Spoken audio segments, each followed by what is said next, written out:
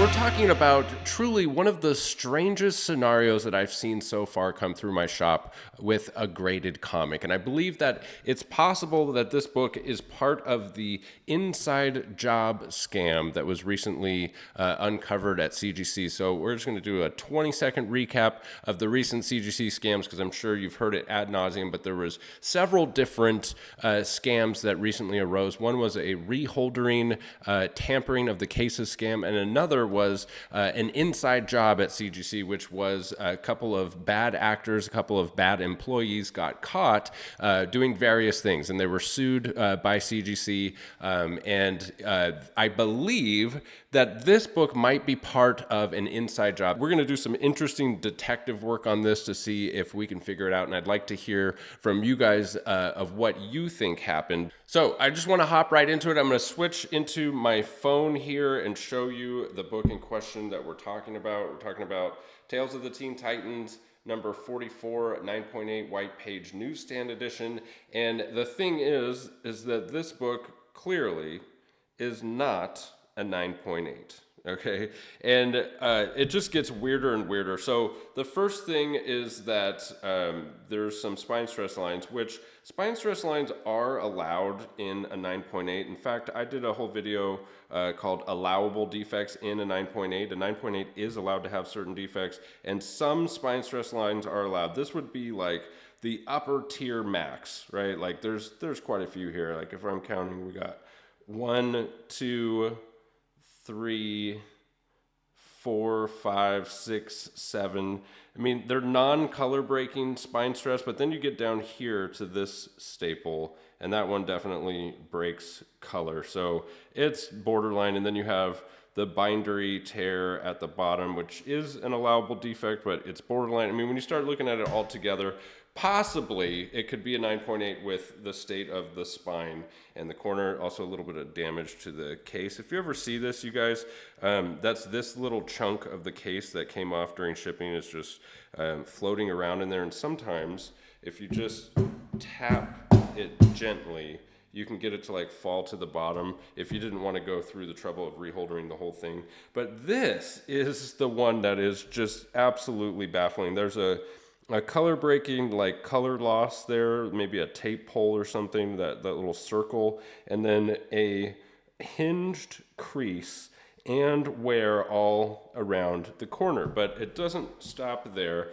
On the back of the book, and this is just quickly glancing at it through the case, you can see that there are finger bends right there. There's a big old finger bend, and up here on this top edge, there's a large crease right there on the back, like at least a 1-inch crease right there. And that's just from what I can see. I bet if I took this out and were to examine it more closely, I would find even more defects. So the question is has this book been tampered with? Did somebody, pry open the case and slip a lower grade copy in? And I don't think that's what happened, and I'll explain to you why. It's going to be really hard to show you here on camera, but it doesn't appear that the case has been tampered with at all. And I don't believe that you could open a CGC case, switch a book out, and have there be zero evidence. I don't believe that. I think there would be some evidence of tampering. And the thing is that we saw that YouTube video that showed somebody actually, tampering with the case. And in that video, they were unsuccessful. There was glue. It was like, if I did it right, it would look better. But the fact remains that in that video, they didn't do it right. So I've never seen a book that was tampered with that had zero signs of being tampered. I believe there would be some sign. Have you seen it? Have you guys seen, leave it out in the comments, have you seen an example, or do you have a friend or something that knows how to do this or has been doing it? Out yourself, first of all, if you're involved in it, but leave a note. Like, have you seen it? It's like, yep, there is no way to tell. Or are you like me and you've only seen the examples where you actually could tell from the examples that were shown? So the reason I don't believe that this book was tampered with, and I think it might be an inside job, is because of the grader's notes. So let's hop into the computer over here, and we pull up the grader's notes for this book, Tales of the Teen Titans 44. It was graded in June of 2022, and the grader's notes say light bends to cover, light creasing to cover, light spine stress lines to cover. It's baffling to me. It seems like it's likely or possible that this was an inside job and the graders were the ones who switched the book out, because we know now that there were bad employees, bad actors doing this exact thing at CGC. 6 months ago, if I made this video, I wouldn't even really had that on my radar as a possibility. But now we know that that has been happening, and this could be another situation of that happening, because here's my logic on it. Why would they put 3 defects in the grader's notes? If you have been grading comics for any length of time, you know that it's incredibly rare to get any grader's notes on a 9.8. Most people will say in the comments, it's rare to get notes on anything over a 9.0, and they're not wrong. So the fact that this book has those defects and it's listed in the grader's notes leads me to believe that maybe this was one of those scam books from that employee, those bad employees that were in on the grading and the receiving of books, and they said, we're gonna take the 9.8 that somebody actually did submit a 9.8 news saying, we'll take that one, put this 9.0 or 8.5, whatever this book actually is, probably more like an 8.5, and put it in the notes so that when the collector gets the book back,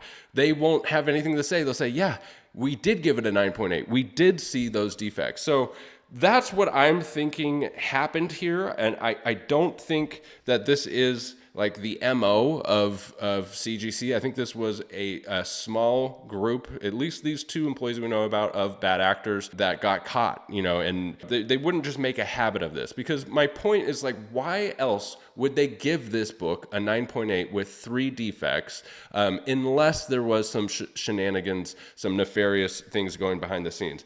I want to talk about another recent example of this that I became aware of when I saw this massive sale here for Vampirella #1 in 9.8 white pages. It sold at Heritage Auctions for $78,000. And what was so crazy about that to me was that there was considerable defects on this book. I mean, small defects, relatively small, but we had spine stress lines, we had color breaking creases at the staples, and then the same area, but in much less of a degree, this color breaking wear, which sometimes they call creases wear when it's small enough, in the right hand corner of this book. And I just thought, these things combined, shouldn't have got a 9.8. It really shouldn't have.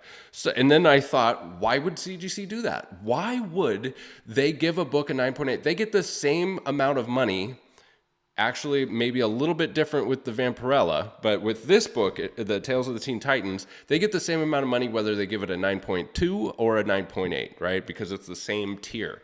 This book, however, they would get more money if they gave it a 9.8. They'd send an email to the customer and say, hey, it's your lucky day. You submitted this with a value of $10,000, but it's actually 9.8. We're going to up it to whatever they say, 50,000. Who knows how they come up with their values, but we're going to charge you more money because it got a higher grade.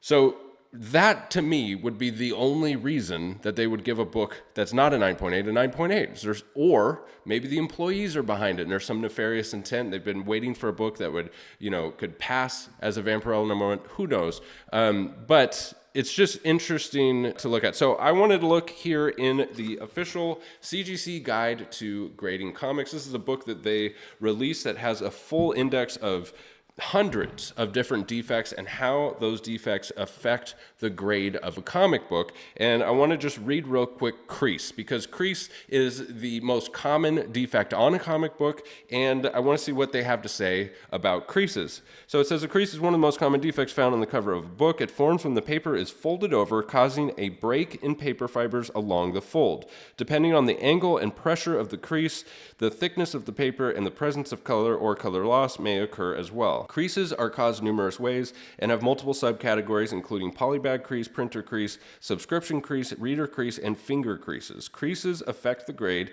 depending on their number and severity, whether they affect an area of color, and whether they are located on front or back cover, corners or edges, or in the middle of a cover. I think that's really interesting that not all creases are created equal or graded equally. A 1-inch crease can have a different effect on the grade depending on where on the comic it is. That was news to me until I read this book for the first time. The severity of the crease is broad. A light crease nearly resembles a bend, while a heavy crease is usually hinged, at which point the paper on either side of the crease curves independently of each other. Hinge creases usually occur as reader's creases and subscription creases. The distinction between a bend and crease is determined by whether the paper fibers have been broken along the seam. Some creases do not break color, particularly on Golden Age covers.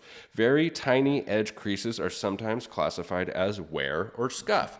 More great information here. That's like on this Tales of Teen Titans number 44. This crease in the corner is definitely a hinged crease, which would be treated way more harshly, all right? So it's absolutely not allowed in a 9.8. You cannot have a hinged crease, which is graded harshly, and still get a 9.8. Where, like on the Vampirella, that I could possibly see, I mean, this is super magnified, super zoomed in.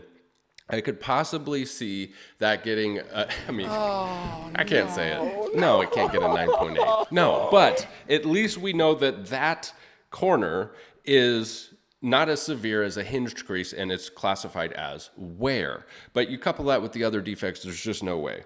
So in addition to its location and severity, a crease's effect on grade is determined by its length, or in the case of multiple creases, accumulated length. A diagonal 1-inch crease breaking color on the front cover can lower a grade to an 8.0, while the same length of crease along the edge of the back cover can achieve an 8.5. A reader's crease, the full length of the comic book and spine, will be treated less severely than a subscription crease of the same length through the middle of the cover. If that subscription crease is heavily hinged, its impact on grade will be even more severe. So there you go.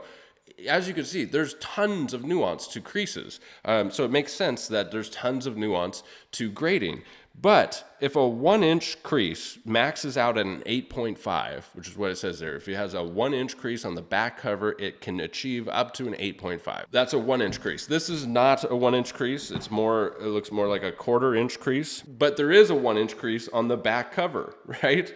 That I'll put a picture back up on the screen. It's at least an inch. And it's a crease right there. So this would max out an 8.5 with just that, but you also have this. I mean, I think this book gets like an 8.0 or an 8.5 according to what we just read in this book. So what's the point? What's the point of this video? Do I think that we should abandon grading companies? No, absolutely not. But I do think that you need to buy comics from people that you trust. So this book, and what is going to happen with this book is this book came in as part of a trade for some other books, and I valued it at $500. So I reached out to the collector and said, hey, everything came in, everything looks good, except for this one book. It appears that it's just not a 9.8. I don't know what happened here, but I cannot sell this through my shop as a 9.8. So unfortunately, I'm going to have to send this back to you. You know, you can send me either another book for $500 in value, because that's what I valued this at, and we go through the trade. Or if you want, you could just shoot me $450 cash and we'll call it good. Or we could just cancel the trade altogether. You know, like just those are the options. And he said, I'm so sorry. I had no idea. Let me send you $450. He sent $450 right away, and by the time you're watching this, he'll already have this book back and the new trade books. So I told him, you know, he's like, what should I do? So I really don't think there was any nefarious intent here. I did not get that vibe from this collector at all. I don't know, you know, we've only communicated back and forth over email, but you know, he rectified it really quick, and he told me, he said it was one of the first books he bought, and he bought it off of eBay. And so he said, what should I do? And I said, well, you should send it back to CGC. First, contact CGC, open a ticket, tell them what happened, and they'll have you send the book back to them, and their graders can evaluate it. They can see, you know, first and foremost, check and see if it was part of, you know, one of the scams that had to do with those recent employees that got exposed. And maybe they just nip it in the bud right there and say, yep, here was another one that was a part of the books that, you know, they had dealt with. And then they can file a claim, and CGC will reimburse the collector. Probably have him show proof of where he bought it and maybe do some chain of command type stuff. I don't know. But that's really the only option here, is to send it back to CGC and cross your fingers that, you know, they're going to do the right thing. I mean, it is possible that this book was tampered with and that it had nothing to do with CGC. But the reason that I think that is so incredibly unlikely is that there's grader's notes that say the defects and they're present on the actual book. I mean, at that point, if you might as well go buy a lottery ticket. The chances of you finding a 9.8 with notes and then find a lower grade copy and switch it out, I mean, that is just so incredibly unlikely. However, I guess it is still possible. What do you guys think happened in that one? And so the takeaway here is not that we should boycott grading companies. I think that grading companies provide an invaluable service to the community.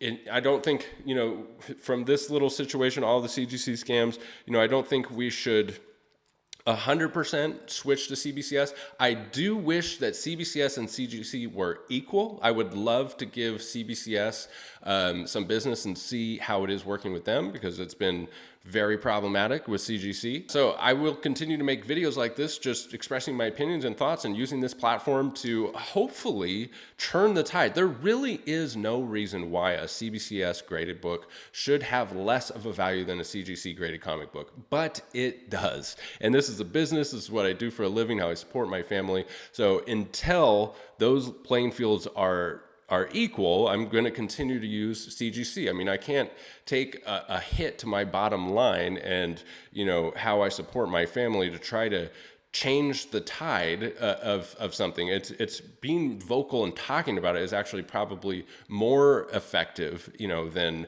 just, you know, doing all of my grading through CBCS. So I'd like to see the playing field level, but CBCS isn't completely off the hook either. I mean, they're going to have problems, just like CGC hired some bad employees. As a business owner, and anybody out there who's a business owner watching this, you know that you do your due diligence when you hire somebody as best as you can to try to hire good people, but bad people are really good at hiding being bad. And so I have empathy for CGC in the fact that they hired these people that were bad actors. Now they have this lawsuit and this big headache that they have to deal with. I have empathy for them because I know how hard it is to vet people. And so we should give them a little bit of grace for that. It's like, you can't blame that. It's just, we're dealing with humans, and humans can be corrupt, and we're going to have corrupt humans at CBCS. CBCS has had scandals in the past and similar problems. So it's just something we have to navigate. And the reason I did this video is to emphasize, you know, buy from people you trust. You know, if you were to buy this book off of eBay, and there are definitely reputable sellers on eBay, but if it came from a bad apple on eBay, you're going to have your work cut out for you to get your money back. Not to say that you can't. I mean, eBay has a great buyer protection policy. I'm not saying boycott eBay. I'm just saying, you know, make sure you trust the person that you're going to buy the comic books from, or at least have, you know, some recourse to navigate issues like this when they come up. And the second thing is, look at what you buy. Buy the book and not the grade. I mean, that is the saying in the hobby, is buy the book, not the grade. And what people mean when they say that is become familiar enough with comic book grading to be able to take a look at a book like this and see that it is not a 9.8 by anyone's standards. And in that sense, you would never buy this book for a 9.8 because it's not a 9.8. And you're going to, but in this hobby, that saying is not the norm, unfortunately. Most people buy the grade and not the book, but that's up to you, you know, and how serious you want to take collecting. If you do want to get more serious about it, you know, I have a lot of videos on this channel about, you know, how to grade comics, allowable defects in a 9.8, how to pick a 9.8, a bunch of helpful videos to get more comfortable with grading. I've also done like grading tutorials when I get raw books in, and we go through the defects and then get them graded and see what they actually came back at CGC. And you can get really familiar with grading comics just by videos on this channel, and then also pick up this book, the CGC guide, which, you know, has so much information, and you'll be head and shoulders above, the competition just by reading this book. Or maybe you're at a con and you see a book with a certain defect and you're not sure how that would affect the grade and if the price is right. I guarantee you that defect is in this book because it's so exhaustive. I also want to mention, does this mean that I stop buying comic book collections? Absolutely not. This is just a part of my process is screening things when they come in, and this was completely obvious to me. So no, it doesn't mean that I stop buying collections. In fact, I'm actively buying. If you want to sell your comic collection, I'm usually offering around 60 to 70% of FMV, depending on the books. I could do a lot better on grails and things like that. And when stuff like this comes up, we work through it. And this is so rare. I think it's happened one other time. I believe it was an Amazing Spider-Man 194 and 9.8 where I got it and I was like, this just isn't a 9.8, and I can't accept it. I just can't sell it as a 9.8. And now, in hindsight, you wonder, was it one of those books from one of those scams?